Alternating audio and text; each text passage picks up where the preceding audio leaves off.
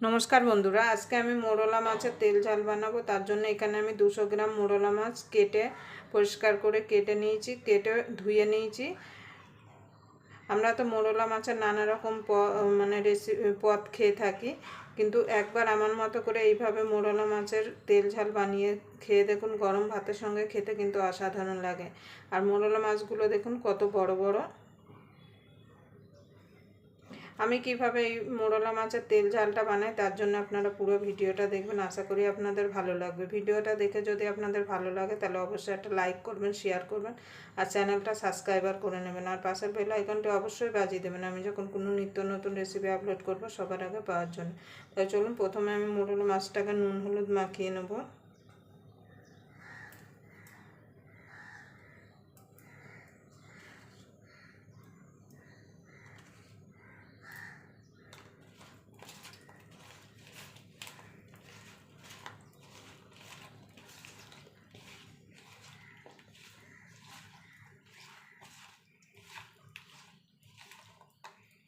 দেখুন বন্ধু, মোরলা মাছটা নুন হলুদ মাখিয়ে নিয়েছি। এবার 5 মিনিট সাইডে রেখে দেবো। দেখুন বন্ধুরা, মাছটা ভাজার জন্য আমি এদিকে গ্যাস ধরিয়ে কড়াই বসিয়ে দিয়েছি। কড়াইটাও গরম হয়ে গেছে, দিয়ে দেবো সরষের তেল। অবশ্যই কিন্তু সরষের তেলে রান্নাটা করবে। এবার তেলটা গরম হওয়া পর্যন্ত অপেক্ষা করব। তেলটা কিন্তু ভালোভাবে গরম করে নিতে হবে, না হলে কিন্তু কড়াইতে মাছগুলো লেগে যেতে পারে। দেখুন বন্ধুরা, তেলটা ভালোভাবে গরম হয়ে গেছে। এবার কড়াইটা ভালো করে মাখিয়ে নেব।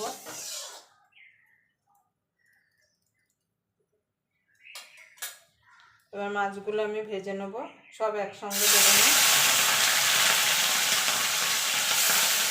সব একসঙ্গে দিলে কিন্তু মাছগুলো ভেঙে যেতে পারে। দুবারে ভাজবো আমি।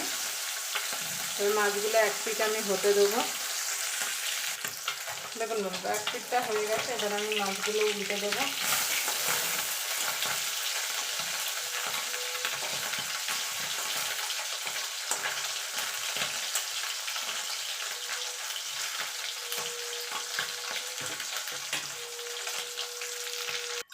দেখুন বন্ধু, মাছগুলো ভাজা হয়ে গেছে। মাছগুলো তুলে নেবো। দেখুন একটা মাছও কিন্তু ভাঙেনি, সব মাছ কিন্তু গোটা গোটা রয়েছে।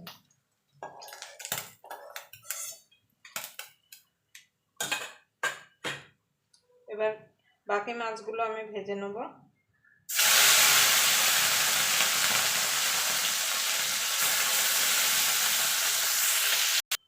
দেখুন বন্ধুরা, এখানে আলু নিয়েছি আর এখানে বেগুন নিয়েছি। আমি আলু বেগুন দিয়ে করব। আপনারা চাইলে শুধু বেগুন দিয়েও কিন্তু এই মাছের তেল ঝালটা করে ফেলতে পারেন। তো আলুটাকে লাল লাল করে ভেজে নেব।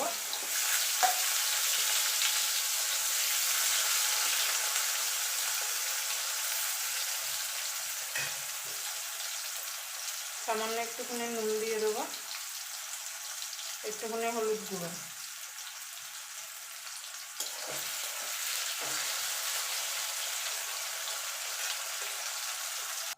দেখুন বন্ধুরা, আলুগুলো ভাজা হয়ে গেছে। দেখুন আলুটা সিদ্ধও হয়ে গেছে। এবার নামিয়ে নেব।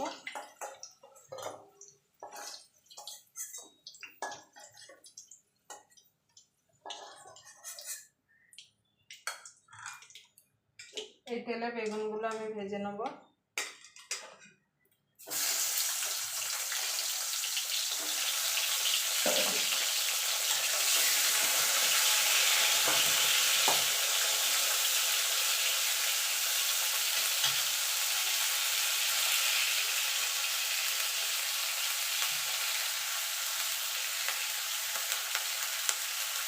বেগুনগুলো আমি ভেজে তুলে নেব।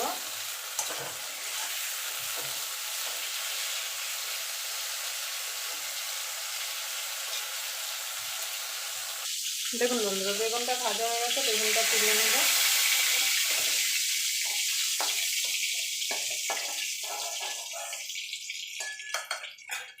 এই তেলের মধ্যে আরেকটু তেল দিয়ে দেবো।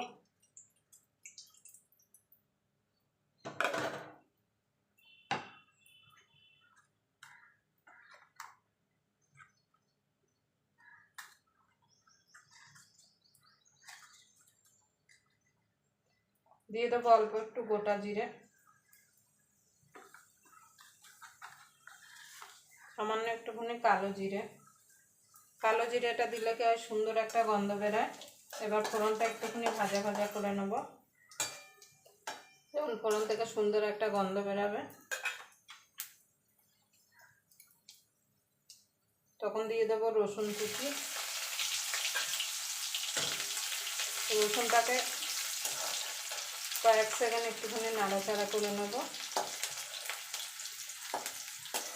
রসুন কিন্তু তেলে দিলে খুব সুন্দর একটা গন্ধ বেরোয়। এখানে পেঁয়াজ কেটে রেখেছিলাম, পেঁয়াজটা দিয়ে দেবো।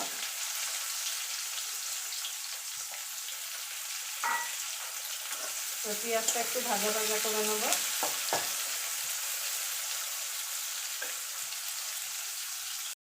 দেখুন বন্ধুরা, দিয়ে দেবো কাঁচা লঙ্কা, টমেটো। এবার টমেটোটা গলা পর্যন্ত এটাকে নাড়াচাড়া করে নেব। সামান্য একটুখানি নুন দিয়ে দেবো, টমেটোটা তাড়াতাড়ি গলে যাবে।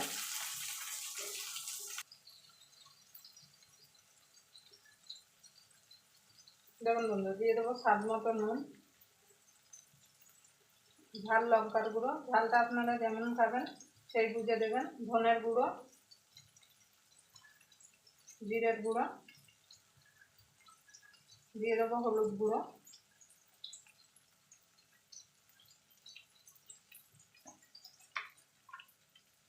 রঙের জন্য দিয়ে দেবো কাশ্মীরি লঙ্কার গুঁড়ো।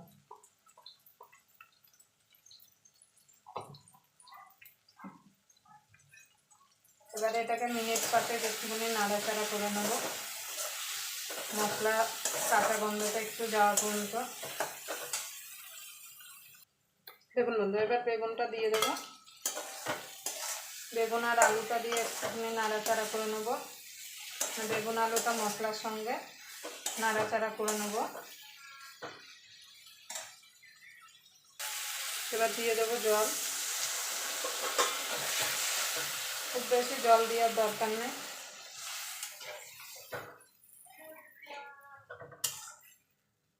এবার ফুটে উঠলে মাছগুলো দিয়ে দেবো। আমি এখানে চিনি দিলাম না, আপনারা চাইলে চিনি দিতে পারেন। দেখুন বন্ধুরা, ঝোলটা ফুটে গেছে। এবার মাছটা দিয়ে দেবো। মাছটা দিয়ে আলগা হাতে নাড়াচাড়া করে এটাকে মিনিট 2-3 ফুটিয়ে নেবো। খুব বেশি ফোটানোর দরকার নেই মাছ দেওয়ার পরে, আর ঠান্ডা হলে একটু ঝোল কিন্তু শুকিয়ে যাবে। আপনাদের কাছে ধনে পাতা থাকলে দিতে পারেন, আমার কাছে ধনে পাতা নেই।